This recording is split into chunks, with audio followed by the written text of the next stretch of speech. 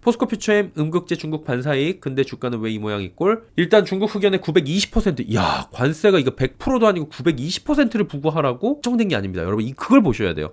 확정된 건 아니에요. 배터리 업계에 따르면 미국 음극재 생산자 협회는 최근 국제무역위원회 등 연방기관에 중국 기업이 반덤핑법을 위반했는지 조사해달라는 청원서를 제출했고요. 920%의 반덤핑 관세가 부과돼야 한다고 주장을 한 겁니다. 여러분 주장을 한 거예요. 일단 그럼 협상인 거죠. 세게 질러놓고 그 다음에 이제 줄이는 방향으로 좀 가보자 라고 하는 것 같아요. 중국산 흑연에 대해서 920%의 관세 부과 요청이 있었습니다. 여러분 워딩 잘 보셔야 돼요. 확정이 아닙니다. 요청입니다. 음극재 필수품은 뭐예요? 지금은 이제 흑연이죠. 아직까지는. 그래서 관세 폭탄이 시행될 경우에 국내 밸류체인이 수혜를 입을 수 있다라는 분석들이 나오고 있는 거고요. 죄송합니다. 음극재 필수품인 흑연에 대해서 관세 폭탄이 딱 진행이 돼. 그럼 어떻게 돼요? 우리나라가 이제 수혜를 볼 수 있는데 밸류체인들이 있죠. 근데 이거 하고 있는 기업은 이제 포스코 퓨처엠이 대표적이니까 거기가 거론이 될 수밖에 없습니다. 최근까지 포스코 퓨처엠은 음극재 매출 부진으로 인해서 엄청 어려워요. 진짜 어려워요, 여기. 여기서 지금 깎아먹고 있던 게 지난 분기에도 매출을 보면은 얘네들이 계속 실적이 안 좋거든요. 특히 영업이익이 감소하면서 적자 날 뻔했었는데 왜 그랬냐면 음극재 판매 감소로 영업이익 감소하고 2차전지 소재 사업 신규 법인의 준공 및 초기 가동 비용 들어왔을 때 그러니까 한마디로 얘네들이 지금 실적이 안 나오는데 기인을 하는 게 시장이 안 좋고 양극재도 잘 안 팔리는 것도 있고 단가가 내려가는 것도 있지만 음극재 부분도 굉장히 뼈 아팠다라는 거죠. 음극재 판매 감소로 영업이익 감소가 실제로 일어난 게 실적에 굉장히 안 좋은 영향을 많이 줬었다라고 이야기가 나오고 있는 거예요. 음극재는 중국산 흑연을 배제하는 FEOC 해외 우려 집단 규정 적용을 지금 유예를 시켰습니다. 이게 원래는 바로 돼갖고 호재가 있었는데 그 호재를 지금 받아들이지 못하게 된 거죠. 이거 확정이었어요. 규제 적용이 늘어나가지고 배터리 제조사들이 왜냐면 이게 포스코 퓨처엠 거 비싸거든요. 중국산 거 워낙 싸요. 그러니까 중국산 음극재를 갖다가 써버리는 거예요. 그러면 이제 포스코 퓨처엠 걸 굳이 지금 당장 쓸 필요가 없는 거죠. 이게 규정 적용이 될 때까지는 안 써도 돼요. 그러니까 이게 미뤄지니까 포스코 퓨처엠을 안 쓰니까 이게 공장 가동률이 떨어지고 판매량이 줄어들게 되고 여기서 적자가 나버리는 겁니다. 포스코 퓨처엠 세종기지의 그 음극재 공장률이 2026년 60%에서 지금 30%까지 절반으로 떨어졌습니다. 이게 원래 60에서 더 늘어났어야 되잖아요. FEOC가 규정이 됐으면 다 우리나라로 와서 사야 되는 거니까 더 늘어났어야 되는 건데 이게 완전히 역으로 맞아버린 거예요. 그래서 26년 음극재 생산 목표도 절반 정도까지 지금 확 줄여드렸습니다. 내년까지는 수요가 회복되기가 어려워요. 그래서 정책 지원 해줘야 된다는 얘기가 나오는 게 이게 꼭 주가를 위해서가 아니라 이러다가 산업 죽어버리면 다음에 대안이 없다라는 얘기가 나오는 거죠. 그래갖고 지난달에 사실 이건 많이 보도는 안 됐는데 강인성 외교부 2차관이 가동률 회복을 적극 지원하겠다고 밝혔는데 이게 강인선 차관이 2022년 6월 출범한 핵심 광물 안보 파트너십 MSP 의장입니다. 그래서 어느 정도 이 권한이 있는 분인데 하겠다고는 얘기는 했어요. 근데 지금 뭐 상황이 이래가지고 여기까지 신경 쓸 겨를이 있겠나 싶긴 하지만 국내 유일의 흑연계 음극재 생산 기업이 포스코 퓨처엠입니다. 중국 제외하면은 10위권에 있는 유일한 기업이에요. 근데 중국 저가 공세가 워낙 세고 FEOC까지 유예가 되다 보니까 너무너무 힘든 상황들이 펼쳐지고 있는 건데 지금 여기서 위기 속 담배 같은 담배래 위기 속 담비 같은 소식이 중국산 관세 폭탄 이야기입니다.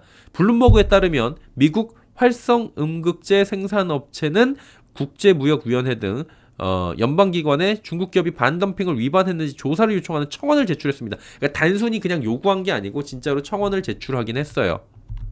그래서 해당 단체 대변인 에릭 올스는 음극재 산업은 중국의 악의적 무역 관행을 질식할 위기라며 중국을 견제하지 않는다면 미국은 음극재 산업을 가질 수 없을 것이라고 전한 겁니다.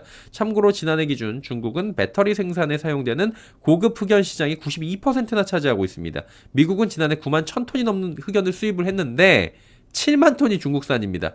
그러니까 쓰고 싶게 울며 겨자 먹기로 쓰고 있는 거예요.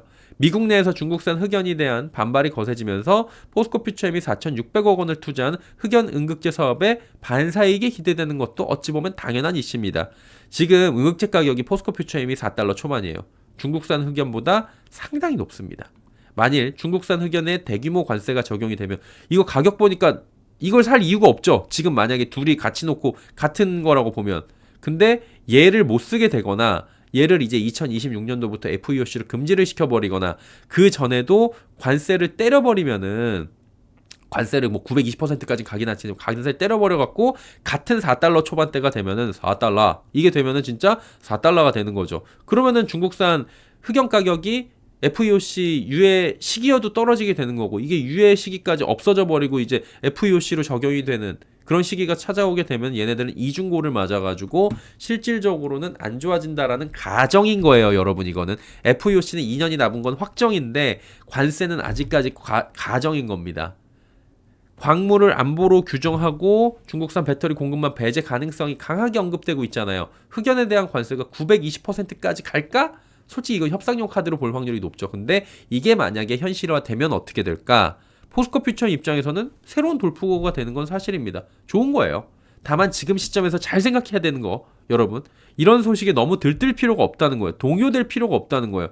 주식시장이라는 게 기대감으로 상승하고 또 이제 선반영이 많이 되는 게 있긴 한데 기대감이 크게 반영이 되지 않는 게 지금 대한민국 주식시장이에요. 우려만 반영이 많이 됩니다. 지금 시장 상황이.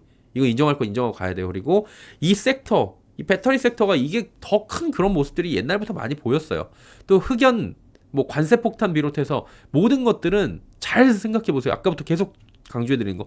정해진 게 아무것도 없어요. 지금 확정된 게 없어요. 예컨대 IRA만 놓고 봐도 7,500달러 세액공제는 거의 사라진 것으로 전해지는데 이거 사라졌어요. 지금 아니잖아요. 그러니까 밀어내기 해갖고 더 사잖아요. 지금 연말에 미국에서는. 아직까지 이거 확정된 게 아무것도 없다고요. 이거는 그냥 인수위 팀의 권고사항일 뿐입니다. 광물을 안보 차원으로 강화하고 관세도 나라별로 협상을 하겠다. 뭐 우방국들한테는 뭐 없앨 수도 있는 거고 이거는. 그다음에 20% 관세 부과하고 그다음에 중국한테는 더 세게 부과할 수도 있고 이런 것도 지금 얘기가 나왔고 AMPC 폐지는 권고하지 않는다.